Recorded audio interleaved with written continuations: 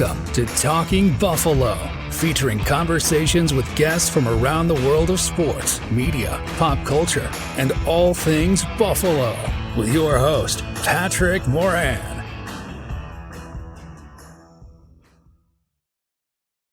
All right, what is going on, everybody? How you doing? Welcome to another episode of Talking Buffalo, your weekday daily driver for Buffalo sports talk and more. My name is Patrick Moran.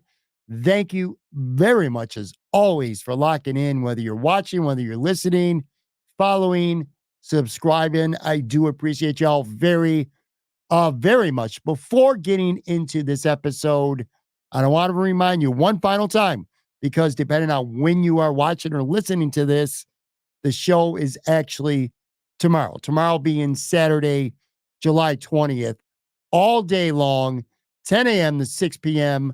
at the Western New York Heroes Event Center on East Sullivan Avenue. It is the first ever Mafia Con, something created by, surprise, surprise, Del Reed, my guy. There's going to be food trucks, vendors, beer, tailgating experience, media personalities, Buffalo Bills player appearances, autograph opportunities. Pretty impressive list, too, especially with the rookies.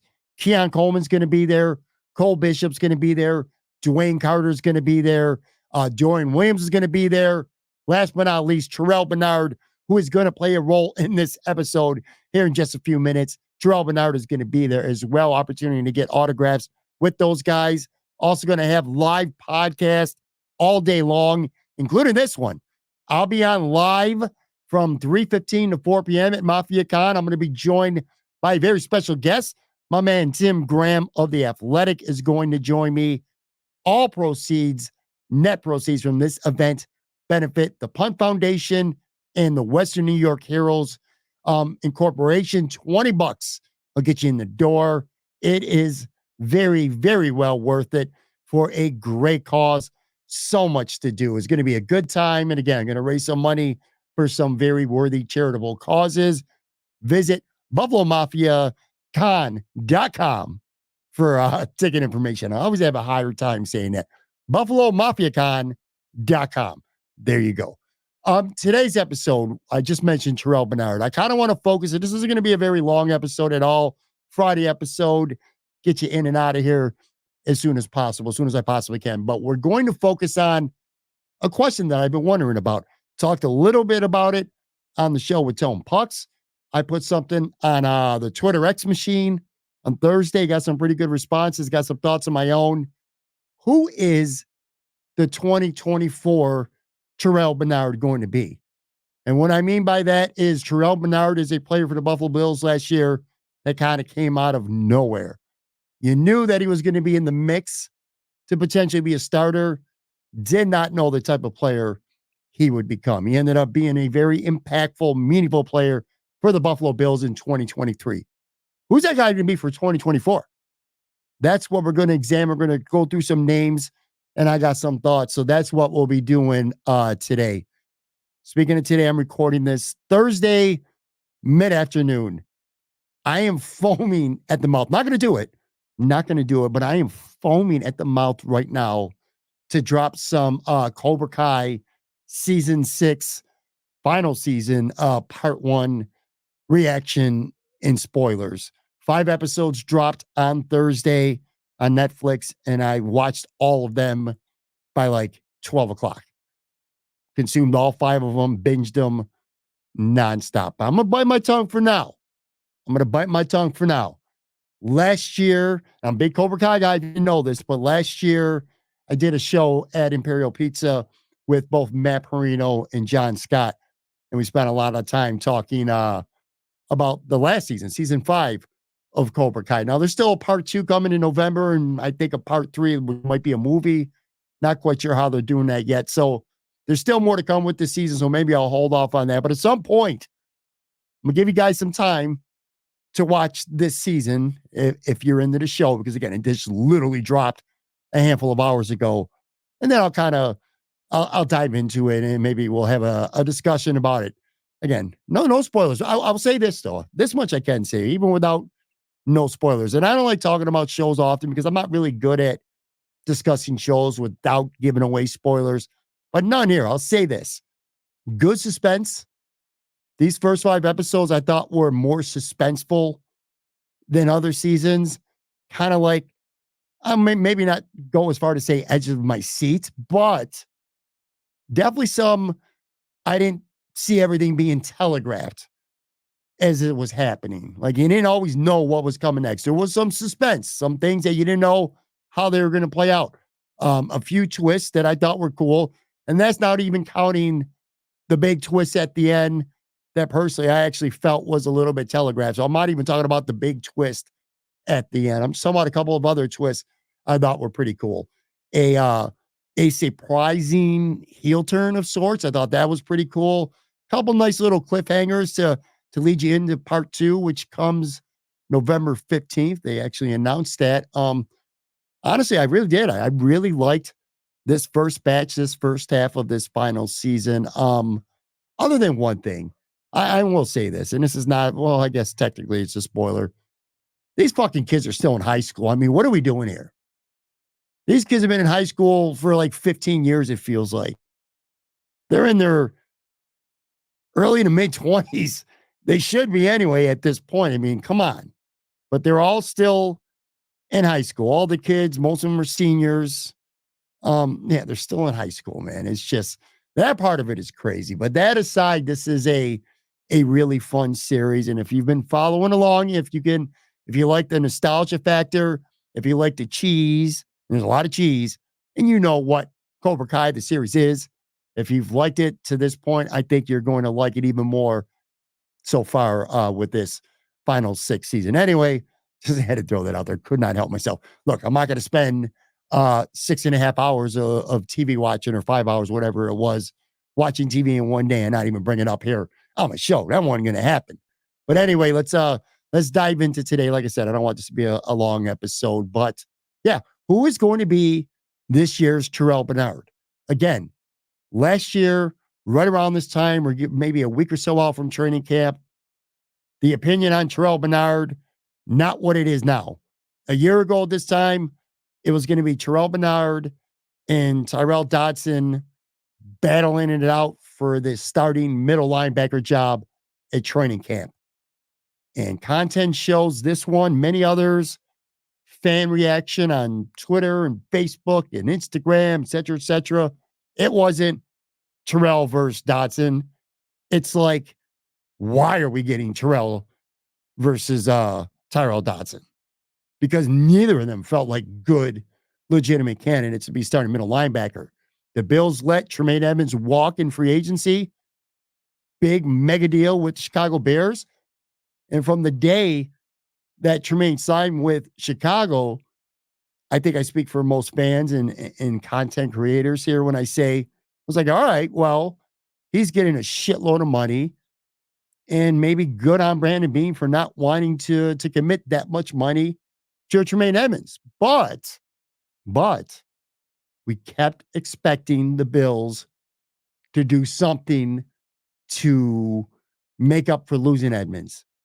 Kept expecting a free agent signing, a notable one, somebody, who's been a starter in this league, potentially even maybe a well-known player. Didn't happen. Then you get to the draft. And day one, nothing. I remember Jack Campbell was like the popular Bills mock draft pick. They didn't even get a chance to take him, so I guess we'll never know because the Detroit Lions took him in the first round. But anyway, the Bills don't take a linebacker in the first. They don't take a linebacker in the second. They do take a linebacker in the third. It's Dorian Williams. But we find out before training camp even starts that they're working this guy to be an outside linebacker. So no middle linebacker. Get into post-June 1st cut money, and the Bills sign Leonard Floyd, which turned out to be an absolute fantastic signing, of course. But again, not really anything at middle linebacker. So we go to training camp. It's Bernard, it's Dodson. It's like, ugh.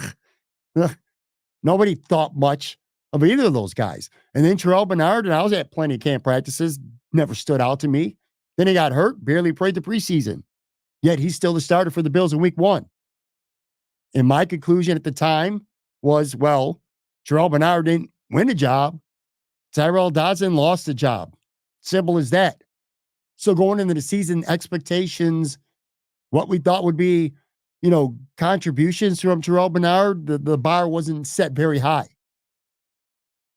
And from week one and pretty much throughout the season, all Terrel Bernard did is prove the haters wrong, is prove that people like me, and I'm admitting it, and probably many of you were idiots. Because Terrel Bernard was an absolute revelation to the Buffalo Bills last year. Hell, man, I don't know where this team would have been without Terrel Bernard, especially after Matt Milano went down in week 4. 6.5 sacks they had last year, way more than Tremaine Edmunds ever did with the Buffalo Bills. He had 3 interceptions, 3 fumble recoveries. This was a guy that was not just making plays, he was making impactful splash plays, filling up the stat sheet. 84 tackles. I think he had like 52 stops he was credited for on the season. So Terrel Bernard turned out to be a great player.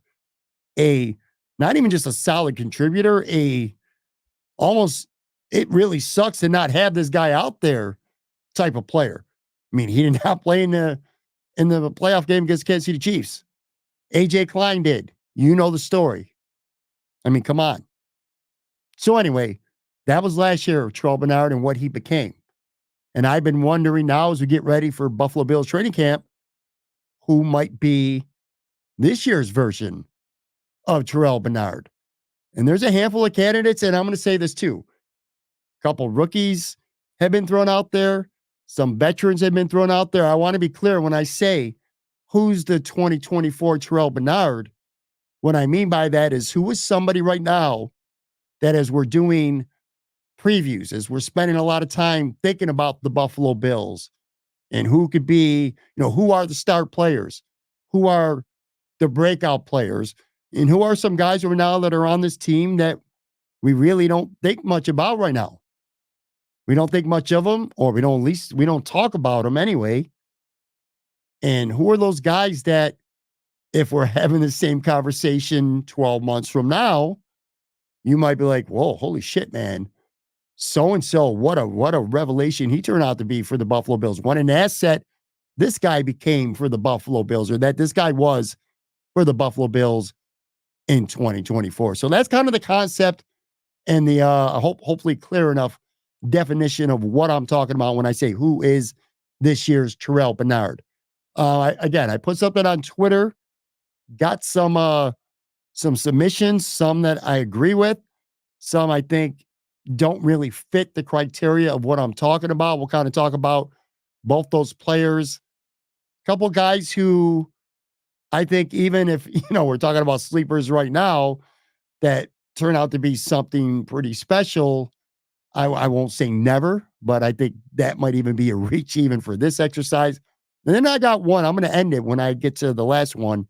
Kind of got a diamond in the rough. A guy that I really don't see anybody talking about, but somebody who I think potentially could end up being somebody who ends up mattering in a positive way on the team for this year. So anyway, that's kind of the concept for today. I want to jump into a handful of players. First one, and this is one I've seen a couple people led by my guy. Got to throw a shout out to him, of course. Joe Marino, Locked On Bills. Again, when I put this on Twitter earlier on Thursday, who's this year's Terrel Bernard? Joe Marino within seconds, man, hits up my Twitter and he says it's Mike Edwards. And that's not a bad pick. I mean, he's a guy who's coming into camp as a starter, but not a lot of people are talking about him. Not a lot of people are probably thinking very much of him. In fact, I've heard more over the last couple months, is Micah Hyde going to return talk, than I've heard talk about Mike Edwards. And I'm sure there's a lot of fans out there that will assume that with Micah gone, that Mike Edwards is a clear downgrade from Micah Hyde. Just kind of like Terrel Bernard was perceived to be a huge downgrade from a departing Tremaine Edmunds. Not really de facto there. I don't buy that. Kind of with Joe on this. I think he's a great candidate. Mike Edwards has played 75 games. Not a full-time starter, but he has 28 starts, 17 of them over the last 2 years. This is a guy who's won not just one, but 2 Super Bowls. So he's going to bring championship pedigree and experience to this locker room. I think you can never have too much of that, especially losing a lot of the core, the veterans on this team, like Poyer, like Hyde, like Trey White, like Mitch Morse, even Stephon Diggs. They've lost a lot of core veteran players. So to have a guy with championship experience, I think is important. I think Mike Edwards is not the flashiest player. He doesn't do any one thing great, but he kind of hunts the ball pretty well. He's around the ball, solid guy. He's going to come in here. He's going to start. Unless he's really, really bad for some reason or he gets hurt, then maybe, who knows, Mike Hyde ends up back here. But I'm kind of with Joe Marino on this, man. I think Mike Edwards has an excellent chance to come in and be one of those guys, or at least a casual fan right now. I know those hardcore fans, if you're watching this show every day, if you're doing a podcast, you're talking about this team several times a week, eventually you're going to talk about everybody. But I feel like the casual Bills fan probably is not spending a lot of time talking about Mike Edwards at all, but he could be a guy. He's certainly going to have the opportunity to be somebody who plays a significant role on the 2024 Buffalo Bills defense. One other guy I wanted to get to, because this is a guy that I've actually said a handful of times. I've seen a couple people say him on Twitter as well. Too many to mention, but this was my guy. In fact, I hit on it last night. I've hit on it previous. And that guy is actually Marquez Valdez-Scantling, MVS. I think that he could start the season, and he was kind of almost like a throwaway, not the first, second, or even third wave of free agency after the draft, a starter, or not a starter, a guy that the Bills picked up after, I believe, Chase Claypool as well. Picked him up, and in fact, it definitely was after Chase Claypool, because I was losing my shit when the Bills signed Chase Claypool. I hated that signing at the time. Then they came back with MVS. I like MVS. I know who he is. I know about the drops. I know he's got a limited route tree. I know all that already. But I think he's going to be a guy who's going to start for the Buffalo Bills. And a lot of you are like, huh? I'm of the belief, and I could be wrong, and I'm sure most of you hope I'm wrong, and I wouldn't be mad if I was wrong, but I think MVS might start, because I think the Buffalo Bills might bring Keon Coleman along slowly. And I feel like I have to say this every single time. That's not me saying I'm not high on Keon Coleman. I think Keon Coleman is going to be just fine. I think Keon Coleman might ultimately become a star for the Buffalo Bills. But that doesn't mean he's got to be that guy this year. Doesn't mean he's got to be that guy at least this year early in the season.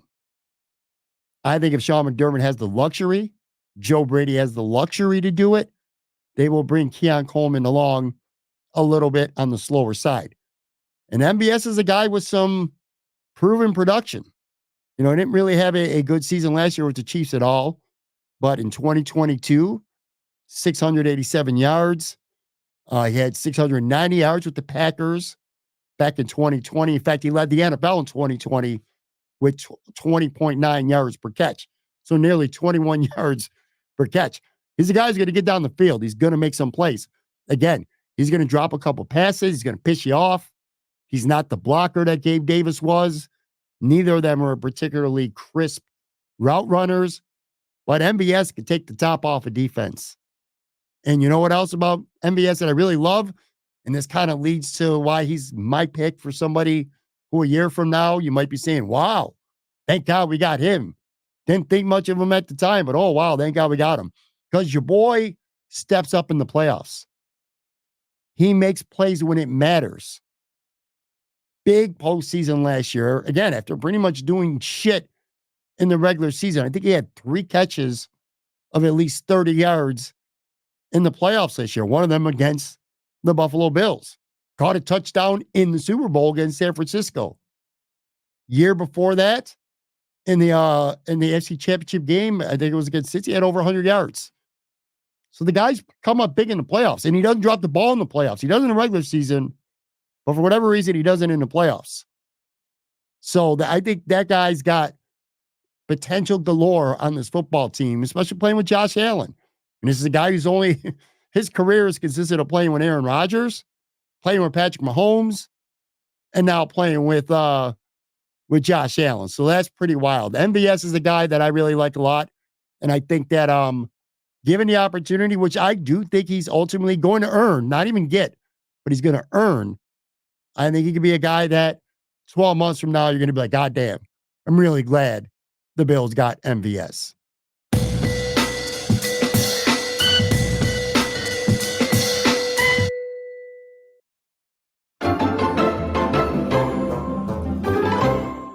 All right, I am back, and we are going over some Buffalo Bills players that kind of could have that Terrel Bernard 2023 vibe where you're not thinking too much of them right now, but by the end of the season, you could be like, God damn, I'm really glad that dude is a Buffalo Bill. Couple Taylor Rapp submissions. I'm going to throw him out there because I think he's a name worth mentioning as well. Kind of like with Keon Coleman, where because he's a second round pick, a very popular player right away, I think fans, media, content creators are really quick to say that this guy's going to be an impactful player right away. I kind of feel like maybe to a smaller extent, but Cole Bishop, who was taken in the second round, kind of the same deal. Early draft pick, a safety. You know, the Bills, I almost said the Sabres. The Bills lose two safeties.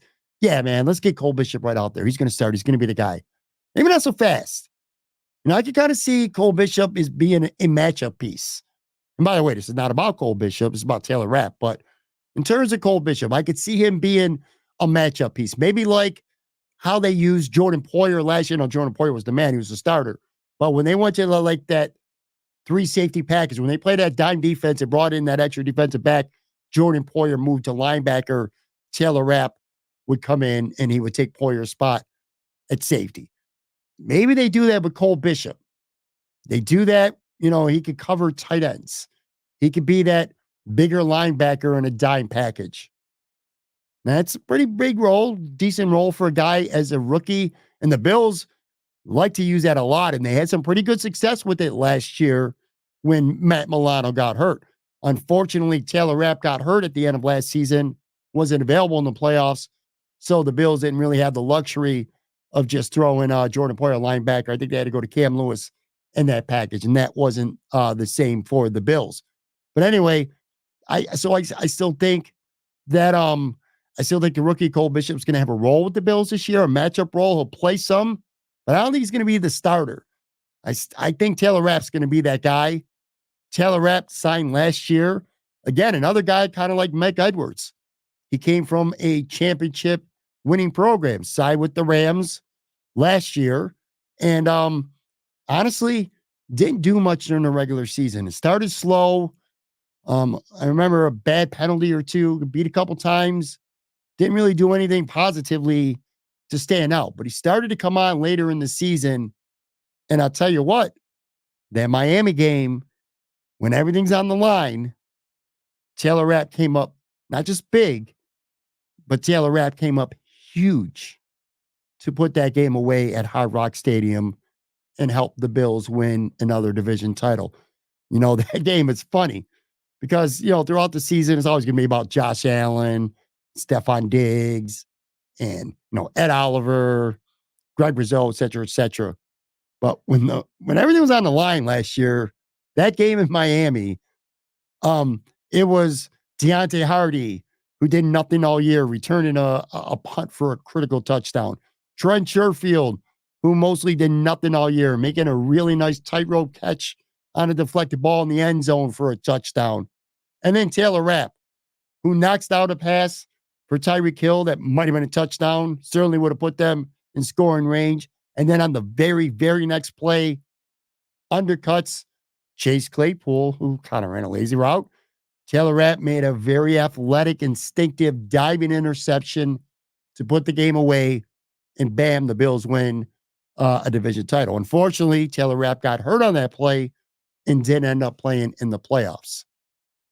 I like Taylor Rapp going forward right now. You look at the secondary, and it is kind of revamped from what it was at this time a year ago.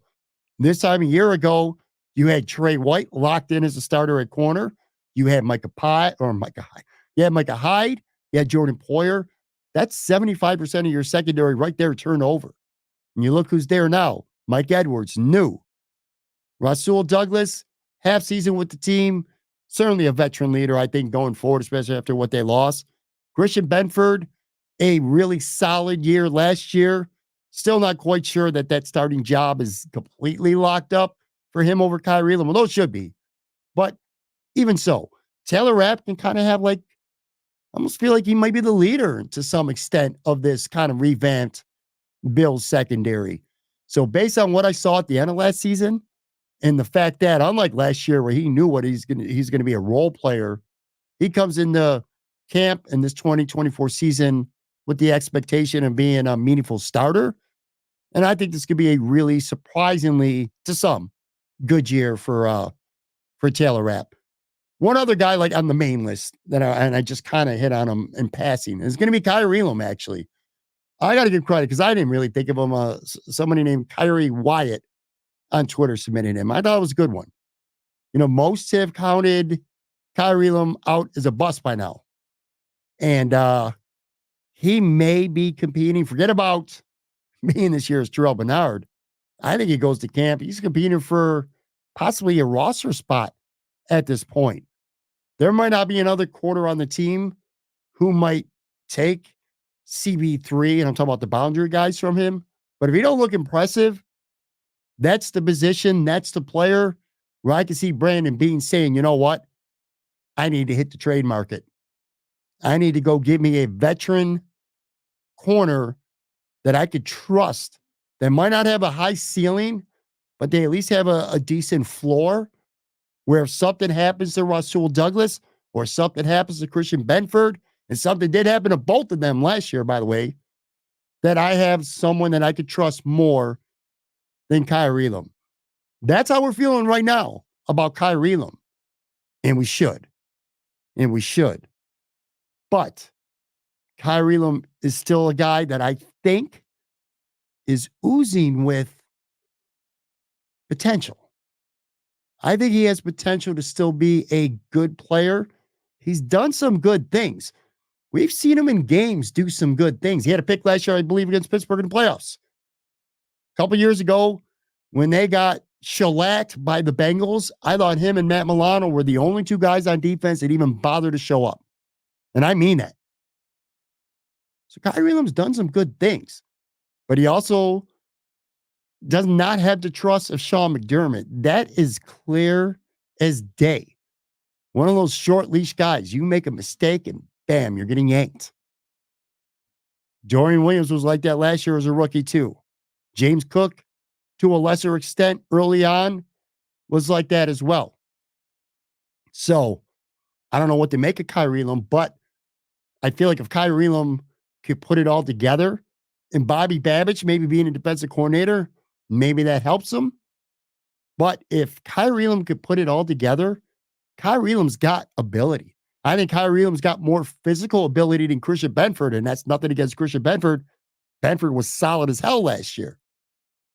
But again, since we're doing this exercise, which, by the way, let me stress this again. We're talking about guys that are not expected to be really good players. And I don't think there's many out there that expect Kyrie Elam to be good, but I just think he has the physical skills to be good. So thank you, Kyrie Wyatt, again, for submitting that on Twitter. I thought that was a really solid one. And there's plenty of other guys that were said that, I just can't buy it. It's like close by no cigar. And what I mean by that is this. They're good players, and I expect them to do good things, which is the whole point. I already expect a handful of these guys that were submitted. I would expect them to be good. So you can't be this year's Terrel Bernard if I'm already expecting you to do good things, because I don't think I expected Terrel Bernard to do much of anything last year. So you kind of get the point. A couple people mentioned Curtis Samuel. I mean, didn't this guy get like $24 million for 3 years, like $8 million a year? How's he? That's flying under the radar? No, I don't think so. I think the Bills are not just hoping that he's going to be something. I think the Bills are counting on it. In fact, I know they are. Curtis Samuel, there's a chance he could be the Bills' top receiver this year. he might be the guy who sees more snaps than any Bills wide receiver this year. So Curtis Samuel's one that I got some submissions on, but again, I can't buy it because I have an expectation that he's going to be an important player on this team. Ditto for AJ Epinesa as well. There were a couple submissions for him. Several people actually hit up on AJ Epinesa. Look, the guy just got a 2-year contract. They re-signed him. They know what they have at AJ Epinesa. I'll say this though. If we want to change the criteria and category from, wow, this guy came out of nowhere and now he's good. If you want to change the criteria to this guy's been pretty good, but this guy could be really great, then I'll buy AJ Epinesa for sure. Because he's been a guy who's done some pretty good things, but not on a lot of snaps. In fact, I saw something in The Athletic earlier this week, and they went through all the AFC East pass rushing duos or tandems around the league, and they had some stats. And one of the stats was snap or splash plays per snap attempts. And AJ Epinesa was like 4th in the league when it comes to that. So with a bigger role this year, which he certainly should have that opportunity, AJ Epinesa could have a huge breakout year. But in terms of being this year's Terrel Bernard, no, because I would expect him to be pretty damn good. Ditto for Khalil Shakir. Got a couple on him too. I think everybody, if you watched the team last year, you know what Khalil Shakir can bring to the table. And I think you should know what the team and Joe Brady and Sean McDermott and Josh Allen are expecting Khalil Shakir to be this year. I think Khalil Shakir potentially could become one of the better slot receivers in the entire NFL this year. He doesn't drop the ball. He runs good routes. And he makes big plays, man. He had plenty of splash plays last year. So I love him. So I can't put him on this list, though. Cole Bishop, I mentioned earlier, at Mafia Member 1, threw that submission out there. Again, 2nd-round pick. I think when you're a 2nd-round pick and you're at least in the mix to start as a rookie, I mean, let's be fair. Terrel Bernard was a 3rd-round pick, so it's not like he was a 7th-rounder. But Cole Bishop being a 2nd-round pick, a guy that the Bills really like, and will be given an opportunity to play. It wouldn't surprise me. So if it doesn't surprise me if the guy's going to be really good, then I really don't know that I could put him on this list. And then the last one, a couple submissions for, and I like it, is Ray Davis. I'm kind of on the fence with Ray Davis because part of me is like, well, he's probably going to be the number 2 running back. They drafted him in the 4th round. And I think there's a decent amount of people out there that are expecting him to be a guy who can get you 5 to 8 touches a game, a couple hundred yards rushing at least for the season, kind of what Ty Johnson was in the second half of the season, if Ty Johnson doesn't repeat what he did last year, second half of the season. But Ray Davis maybe gets the nod over him in that role. So on one hand, I'm like, it don't really surprise me. But on the other hand, I think there's a lot of people out there that think James Cook is going to have like a AFC Offensive Player of the Year statistical, at least for non-quarterback type of season. Whereas to that, I might say, well, pump those brakes, because I think Ray Davis is going to carve himself out a nice role on this offense. So I don't know if I should put him in that category or not. If he's eligible to be this year's Terrel Bernard, then I say yes. Couple others that were like kind of, I think maybe a little bit of a reach. Never say never though, but reaches. Couple people actually said Javon Solomon at Bing Bong Bills. Love that Twitter handle. Anyway, he's one of the people who dropped him. Look, he's a 5th rounder, great pass rusher. I'll be surprised.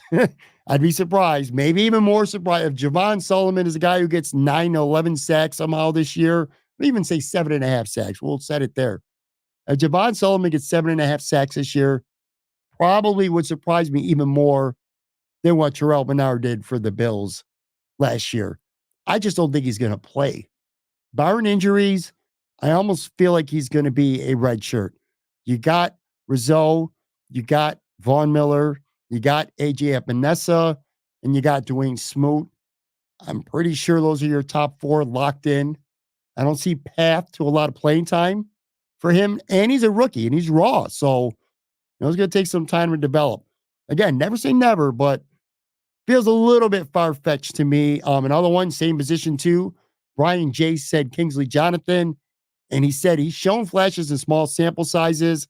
If Vaughn's cooked, he'll need to play significant snaps. Well, Vaughn could be cooked. Still don't think Kingsley Jonathan is going to play significant snaps. That's the thing. I do like him. Like, it's not a bad player to pick. I just don't know that opportunity is there. First of all, I just talked about Javon Sullivan. Is he going to be better than him? Is he going to be in the lineup on the depth chart ahead of him? Is Kingsley Jonathan even going to make this football team? Because I just ran off 4 ends. Solomon's not getting cut, so there's your 5th end. And they got Casey Toohill. Kingsley Jonathan versus Casey Toohill for a Bills final 53-man roster spot should be one of the more low-key things to watch throughout Bills camp in the preseason, because those two guys are probably going, barring injury, probably going head-to-head. And one of them won't even make the roster. And probably neither of them are going to play much on game day, again, barring injury. So, again, never say never, but I wouldn't bank on that. That's not who I would have as my pick. I'll tell you what, it's bold prediction, though. And then the last one, Jamarcus Ingram. A couple submissions for him. That's not terrible. That's not terrible. It's conceivable that Kyrie Elam doesn't get it all together, that he doesn't put it together, that he's still wildly inconsistent. Looks like a lockdown corner at practice one day and then gets beat to a pulp the next, because that's what we've seen through two camps now watching him with Kyrie Elam. And it's conceivable that happens. Brandon Beane doesn't love anyone in the trade market, or Jamarcus Ingram just has a really good camp, former UB Bull. He's experienced on this roster, this team. He's played a little bit. Maybe he leaps Elam in the depth chart. And if he does, and something happens to one of the two starters, Ingram can get out there and do some things.